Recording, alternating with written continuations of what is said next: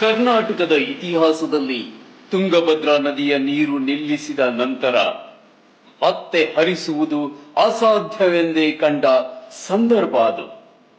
ಹೊಲಗಳಲ್ಲಿ ಒಣಗುತ್ತಿರುವ ಮಿರ್ಚಿ ಬೆಳೆ, ಆಕಾಶದತ್ತ ನೋಡುವ ರೈತನ ನಿರಾಶ ಮುಖ, ನೂರಾರು ಕೋಟಿ ರೂಪಾಯಿ ನಷ್ಟದ ಭೀತಿ.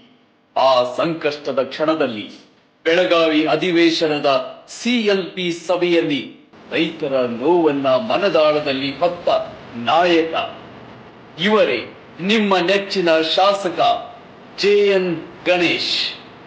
ಸಭೆಯ ಮಧ್ಯೆ ಕಣ್ಣೀರು ಸುರಿಸಿ ನನ್ನ ರೈತನಿಗೆ ನೀರು ಬಿಡಿ ಎಂದು ಗರ್ಜಿಸಿದ ಆ ಧ್ವನಿ, ಅದು ಕೇವಲ ಧ್ವನಿಯಾಗಿರಲಿಲ್ಲ, ರೈತನ ಜೀವದ ಹಕ್ಕಿಗಾಗಿ ನಡೆದ ಬಹುದೊಡ್ಡ ಹೋರಾಟ.